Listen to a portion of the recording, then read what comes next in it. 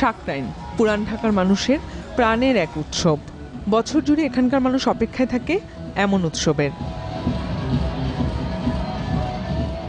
জানা যায় মোঘল আমল থেকেই বাংলায় এই উৎসব পালিত হয়ে আসছে, যার প্রবর্তন করেন ঢাকার নবাবরা। পৌষ আর মাঘের সন্ধিক্ষণে খাজনা আদায় শেষে নবাবরা ঘুড়ি ওড়ানোর উৎসব আর খানাপিনার আয়োজন করতেন। কালক্রমে এটি পরিণত হয় সাধারণ মানুষের উৎসবে। এই অনুষ্ঠানটা পুরান ঢাকার একটা ট্রেডিশনাল উৎসব হয়ে গেছে। এটা হচ্ছে শুধু হিন্দুদের না, হিন্দু মুসলিম সবাই একসাথে ওড়ায়।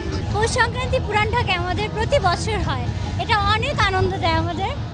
সাকরাইন উৎসবের মূল আকর্ষণ ঘুড়ি ওড়ানো। সকাল থেকেই পুরান ঢাকার প্রায় সব বাড়ির ছাদে বিভিন্ন বয়সী মানুষ হাজির হয় নাটাই আর ঘুড়ি নিয়ে। সারাদিন চলে ঘুড়ি কাটাকাটির খেলা।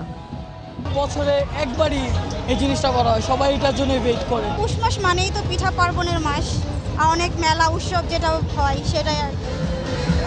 কোনো কোনো বাড়ির ছাদে লাউড স্পিকার দিয়ে বাজানো হয় গান। আকাশ চলে যায় ঘুড়িয়ালদের দখলে। চশমাদার, চক্ষুদার, ভুয়াদার, ভোমরা, পঙ্খিরাজ, গাহেলদার সহ বাহারি নামের ঘুড়ি রং ছড়ায় শ্বেত শুভ্র আকাশে।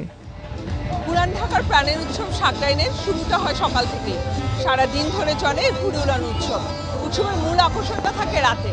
চোখ ধাঁধানো ফায়ারওয়ার্কসের মধ্যে দিয়ে শেষ হয় এই উৎসব।